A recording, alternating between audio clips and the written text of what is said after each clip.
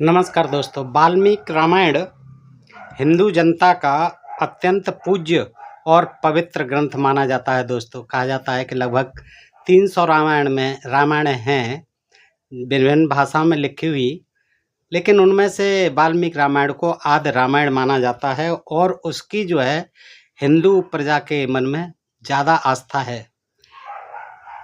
लेकिन आज के युग में भी उसको बहुत ही मनोवांछित फलदायक मानते हैं, उसका पठन पाठन को, वाल्मीकि रामायण के पठन पाठन को। और जैसा कि रामायण के महात्म्य के बारे में अध्याय 1 में लिखा भी हुआ है कि धर्म अर्थ काम और मोक्ष के फल को देने वाला यही काव्य यानी रामायण है। यानी ये धर्म अर्थ काम और मोक्ष के फल देता है।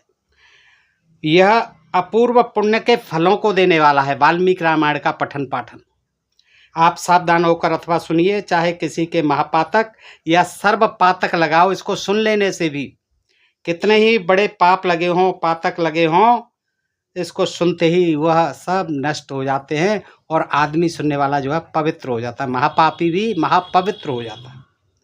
बुद्धि को स्वतंत्र छोड़कर रामायण पढ़ने वाला प्रबुद्ध पाठक इस निष्कर्ष पर पहुंचता है कि उपयुक्त महात्म, ऐसे ही महात्म हर धर्म ग्रंथ के बताए जाते हैं, प्रारंभ में लिखा होता है प्राकथन में। इसी तरह वाल्मीकि रामायण का भी बहुत बढ़ा चढ़ा करके लिखा है।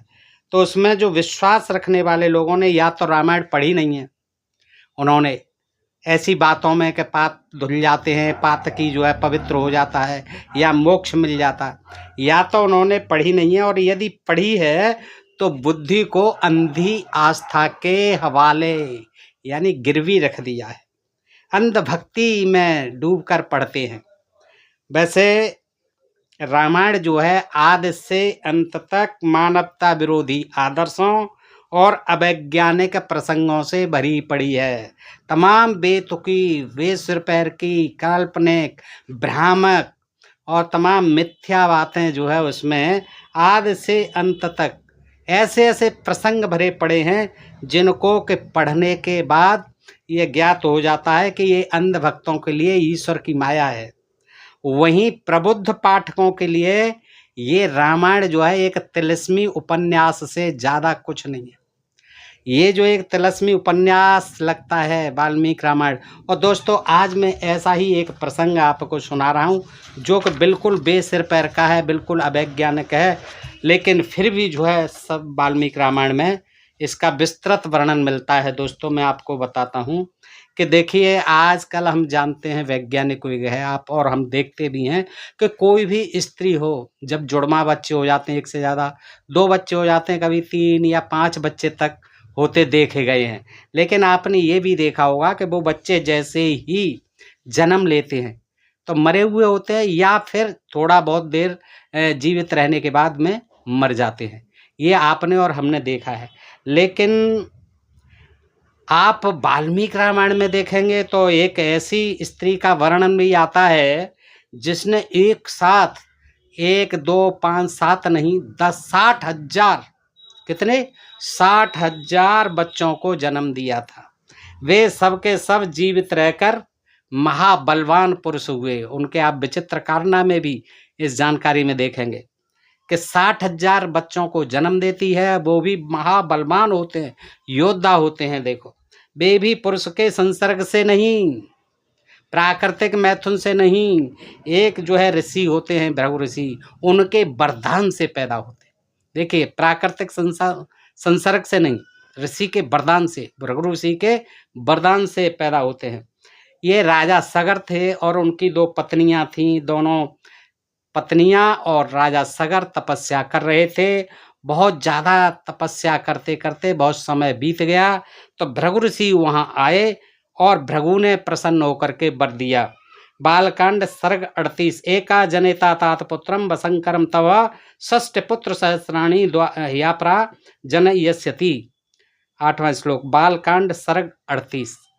अर्थात हे पुरुष पुंग, देखो भृगु ऋषि ने जो है उन्हें वरदान दिया कि हे पुरुष पुंग, तुम्हारी एक स्त्री से वंश चलाने वाला एक पुत्र और दूसरी से 60,000 संतानें पैदा होंगी। दोनों रानियों को वरदान दे दिया भृगु ऋषि ने कि एक जो पत्नी है उससे केवल एक पुत्र होगा राज्य चलाने वाला, और दूसरी से 60,000 संतानें होंगी। बालकांड सर्ग 38। मैं जो है श्लोक नहीं दोस्तों ऐसे ही पढ़ता हूँ कि कुछ काल बीतने पर बड़ी रानी केसिनी ने एक पुत्र उत्पन्न किया जिसका नाम असमंजस हुआ। क्या नाम हुआ? असमंजस। नरश्रेष्ठ सुमत के गर्भ से, दूसरी रानी थी सुमत, सुमत के गर्भ से एक तुम्बी उत्पन्न हुई। तुम्बी आप जानते होंगे दोस्तों, तुम्बी कहते हैं जो गोल लौकी जैसी होती है, जिसका बीन आदि भी बनाया जाता है, गोल तुम्बी कहते हैं उसे। तो उसके गर्भ से क्या हुआ? एक तुम्बी उत्पन्न हुई, यानी एक गोल सा एक लोथड़ा पैदा हुआ, जिसको भेद कर यानी टुकड़े करके खंड खंड कर 60,000 पुत्र उत्पन्न हो। बताइए, एक तुम्बी जो है पैदा हुई, एक लोथड़ा जो है पैदा हुआ, उसको तोड़ा गया, कितने टुकड़े किए गए? 60,000। जैसे कौरवों के 100 किए गए थे, 101 किए गए थे, घी में रखे गए थे गढ़े में। तो ऐसे ही ये 60,000 पुत्र उत्पन्न हुए। धात्री ने उन्हें घी से भरे हुए घड़ों में रक्षा करके रख दिया गया और उनको बड़ा होने का इंतजार करने लगे। किसमें रख दिए गए वो 60,000 खंड टुकड़े? घड़ों में। 60,000 घड़े मंगाए गए, 60,000 घड़े घी से भरे गए और फिर उनमें वो टुकड़े रख दिए गए। क्या अद्भुत तपोबल था भृगु ऋषि के पास, अंधाधुन। कहीं ब्रह्मा देते हैं, कहीं विष्णु देते हैं, कहीं शंकर जी, यहाँ भृगु ऋषि नहीं। देखिए वहाँ रामचंद्र जी और लक्ष्मण जी, भरत, 4 ही पैदा हुए दशरथ जी के इतनी तपस्या और इतने अश्वमेध करने के बाद। ये भृगु ऋषि तब कहाँ थे? उनको इतने पापड़ बेलने पड़े। अरे उनको भी 10-20 हजार दे आते, 4 ही ले दे के हुए बड़े अश्वमेध यज्ञ किए, बड़ा खर्चा किया। ऋषि श्रृंग को वहाँ से जंगल से नौजवान ऋषि को बुलाया गया। तो ये भृगु ऋषि जैसे वयोवृद्ध जो है, ये वशिष्ठ जैसे, वाल्मीकि जैसे, ये कहाँ थे? यहाँ जो है देखिए सगर को, दोनों रानियों को 60,000 और एक उसका 60,000 एक पुत्र पैदा कर दिए। इसे देश का आज हम गौरव कहे हैं। देखिए हमारे ऐसे ऐसे ऋषि मुनि हुए कि क्या कहें। तो अन्यथा जनसंख्या की समस्या और अधिक बरकरार रूप धारण करती है अगर ऐसे संत महात्मा होते आज, तो अंधाधुंध जो है पैदा करवा देते अपने वरदान के द्वारा। केसनी ने उनका क्या बिगाड़ा था? पता नहीं क्यों नाराज थे, उसको एक ही वरदान दिया, एक पुत्र का ही, और जबकि तपस्या उसने बराबर की। अब एक तुम्बे में क्या हुआ? 60,000 बच्चे बंद होना और उन्हें घी से भरे घड़ों में रक्षित रखना सर्वथा असंभव है। कम से कम मनुष्य का बच्चा तो क्या, किसी भी जीवधारी का बच्चा उस घी में जीवित नहीं रह सकता।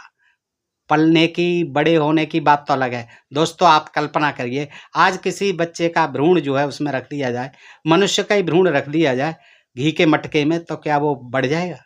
देखिए कितनी असंभव चीजें लिख दी गई हैं। तो कम से कम इसी से प्रभावित होकर के महाभारत वाले ने उसने 100 लिख दिए कौरव। कम से कम उस मनुष्य का बच्चा कभी भी ऐसे द्रव में यानी घी में जीवित नहीं रह सकता, वो तुरंत मर जाएगा अगर जीवित भी रख दिया जाए। समझ में नहीं आता कि जब केवल घी पीने से जवान आदमी को दस्त आने लगते हैं दोस्तों, तो बताइए वे बच्चे जो है वैसे इतने घी को पी करके कैसे जीवित रह पाएंगे? अब क्या हुआ? सगर के 60,000 पुत्र विचित्र ढंग से जन्मे, इसलिए उनमें असाधारण बल भी था। असाधारण बल था, घी पी के पैदा हुए थे। राजा सगर के यज्ञ का घोड़ा, राजा सगर यज्ञ कर रहे थे, उनके यज्ञ का घोड़ा अश्वमेध यज्ञ कर रहे थे, इंद्र जो है चुरा ले गया। वो उस पर यही काम रहता था, सबके घोड़ों को चुरा ले जाता था। उसे ढूंढने के लिए सगर ने अपने 60,000 पुत्रों को भेजा कि जाइए पता लगा के लाइए ये कहाँ गया मेरा घोड़ा। सारी पृथ्वी छान डालने पर भी घोड़ा न मिल सका, तो उन्होंने पृथ्वी को खोदना प्रारंभ कर दिया फावड़ों से। अब 60,000 लोग थे, धरती पर नहीं मिला कहीं भी। तो फिर उन्होंने क्या है कि चलो धरती के अंदर कहीं चला गया होगा, पाताल तक खोदते हैं। खोदने लगे फावड़ों से। बालकांड सर्ग 39 श्लोक 18, 19, 20, 21, 22, 23। अर्थात वे पुरुष सिंह वज्र के समान देह वाले अपने हाथों से, कैसे हाथ? वज्र जैसे हाथों से। एक एक योजन यानी एक योजन 6.40 वर्ग किलोमीटर लंबी चौड़ी पृथ्वी को खोदने लगे। हे रघुनंदन, ये रघुनंदन को कथा सुना रहे हैं विश्वामित्र जी। उस समय पृथ्वी, रामचंद्र जी को, उस समय पृथ्वी वज्र के समान शूल और तीक्ष्ण हल द्वारा भेजी जाकर आर्तनाद करने लगी। हल चलाया जा रहा था, हल द्वारा भेदी जा रही थी। फावड़े थे नहीं उस समय, हल ही होते थे, हलों से खोद रहे थे। तो वो आर्तनाद करने लगी, चीखने लगी, पुकारने लगी, रोने लगी पृथ्वी के ये क्या हो रहा है। हे राघव, क्रम से मारे हुए हाथी, उसमें क्या मारे जा रहे थे? हाथी। फिर मारे गए सर्प। अब बताइए, पृथ्वी में हाथी निकले होंगे, मर गए, मार दिए गए। सर्प निकले होंगे, मार दिए गए। निशाचर पृथ्वी में मार दिए गए। और जो किसी से न जीते जाएं ऐसे असुरों और भूचरों के करुण स्वर से दिगमंडल परिपूर्ण हो गया। और दिगमंडल में तमाम शोर और कोलाहल, राक्षसों का, असुरों का, जो बचे कुचे हाथी सर्प जो बच रहे थे वो जो है त्राह त्राह करने लगे। हे राम, सगर के पुत्रों ने 60,000 योजन यानी 8,64,000 वर्ग किलोमीटर पृथ्वी खोद डाली। कितने वर्ग किलोमीटर? 8,64,000 वर्ग किलोमीटर यानी 60,000 योजन। एक एक योजन खोदी सबने, कोई बड़ी बात नहीं है। तो 60,000 योजन हो गई। और खोदते खोदते कहाँ पहुंचे? पाताल में पहुंचे। अब बताइए, अंदर कहीं पाताल होता होगा। इस प्रकार अनेक पर्वतों सहित जम्बू द्वीप को राजकुमारों ने खोद डाला, पूरे भारत को, जम्बू द्वीप को। हे राम, इस प्रकार खोदते खोदते वो पूरी तरह घायल हो गए, घायल भी हो गए। सगर के पुत्रों ने 60,000 योजन अर्थात 5,40,000 वर्ग मील, 8,64,000 वर्ग किलोमीटर पृथ्वी खोद कर ही सारे जम्बू द्वीप को खोद डाला। जबकि जम्बू द्वीप एशिया महाद्वीप का कुल क्षेत्रफल लगभग 16.5 लाख वर्ग मील यानी 26,40,000 वर्ग किलोमीटर है। कितना? 26,40,000 पूरे एशिया महाद्वीप का कुल क्षेत्रफल। और उन्होंने उसमें से 8,64,000 वर्ग किलोमीटर को खोद डाला। वैज्ञानिकों के अनुसार, आज वैज्ञानिक क्या कहते हैं कि पृथ्वी का केंद्र अभी इतना गर्म है कि वह द्रव रूप में ही है, द्रव रूप में है। आदमी जो है पहुंच ही नहीं सकता है, बहुत गर्म होता है। फिर उसे पार कर वे उस पार पाताल तक कैसे पहुंच गए? और आखिर पाताल है क्या, ये वैज्ञानिकों को भी नहीं पता है कहाँ। इसके आगे सगर पुत्रों द्वारा सारी पृथ्वी खोद डालने की बात लिखी, सारी पृथ्वी को खोद डाला। सो भी कोई मामूली गप्प नहीं है। देखिए, पढ़िए निम्न श्लोक। सगरस्य च पुत्राणाम प्रादुरसानीन महात्मनाम पृथिव्याम विद्यमानायाम निर्घातम समनी हस्वनः। 6वां और 7वां श्लोक, बालकांड सर्ग 40। अर्थात इधर पृथ्वी खोदने के काल में सगर संतानों का जो वज्र गिरने के समान कोलाहल उठा, वह सब पृथ्वी के खुद जाने पर नहीं रहा। तब सगर के 60,000 पुत्र हार थक कर सारी पृथ्वी की प्रदक्षिणा कर, परिक्रमा कर सारी पृथ्वी की पिता के पास आए और सब वृतांत का थक हार करके सारी पृथ्वी को उन्होंने खोद डाला। प्रदक्षिणा करके हार थक करके अपने पिताजी के पास, सगर के पास आ गए। सगर ने सारा वृतांत सुनकर घोड़े का पता लगाने के लिए दोबारा पृथ्वी खोदने के लिए जाओ, फिर जो बची है वहां खोदो, पिताजी ने कहा।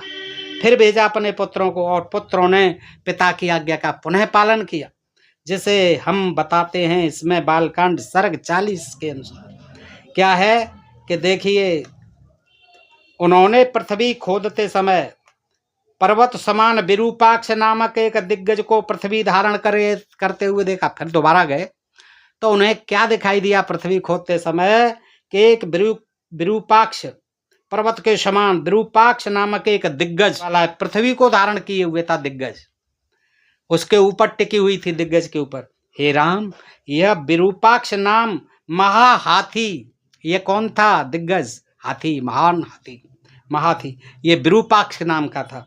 विरूपाक्ष नाम का महाहाथी कानन पर्वतों सहित उस दशा की पृथ्वी को अपने ऊपर धारण किए रहता। देखिए रामचंद्र जी को क्या ज्ञान दे रहे हैं दोस्तों, बड़ा अद्भुत है। आप देखिए क्या कह रहे हैं विश्वामित्र जी कि ये जो है विरूपाक्ष नामक एक दिग्गज को पृथ्वी धारण करते हुए हाथी के ऊपर रखी हुई है पृथ्वी, ये देखा। महाहाथी था, उसका नाम था विरूपाक्ष, और पृथ्वी को अपने धारण किए रहता है। हे काकुस्थ, जब कभी यह हाथी मारे बोझ से थक कर सिर हिलाता है तभी भूकंप आता है। अब आज तक आपने नहीं जाना होगा दोस्तों भूकंप का कारण। देखिए, ये हमारे वाल्मीकि रामायण का ज्ञान है, वाल्मीकि ऋषि का ज्ञान है, और विश्वामित्र जी द्वारा दिया ज्ञान है, और रामचंद्र जी लक्ष्मण जी द्वारा सुना हुआ ज्ञान है कि भूकंप जो है, देखिए दोस्तों, पृथ्वी के अंदर जो कंपन होता है, चुंबकीय तरंगें उठती हैं, जो पृथ्वी की प्लेट है वो जो है इधर उधर खिसकती हैं तो भूकंप आता है। आज वैज्ञानिकों ने सिद्ध कर दिया है, और कक्षा 3 का विद्यार्थी भी जानता है कि भूकंप आज क्यों आते हैं। लेकिन विश्वामित्र जी कहते हैं वहां पृथ्वी को जब खोद रहे थे दोबारा, तो एक हाथी को देखा और उसके सिर पर वो रखी हुई है पृथ्वी, और जब वो सिर को हिलाता है वजन से तो यहाँ भूकंप आते हैं। तो भूकंप आते हैं दोस्तों। तो इस तरह से थक हार कर वो विश्राम करने के लिए फिर बैठ जाते हैं वहाँ कि ये देखें भूकंप कैसे आता है। सोचते हैं कि ये देखें जब जब सिर हिलाता है तब तब पृथ्वी हिलती है। तो दोस्तों आजकल के लोग जब इनको सुनेंगे और पढ़ेंगे, बात तो ये है ना कि पढ़ा नहीं है ना समझा है कभी, और पढ़ा भी है तो अंधभक्ति का चश्मा लगा करके पढ़ा है।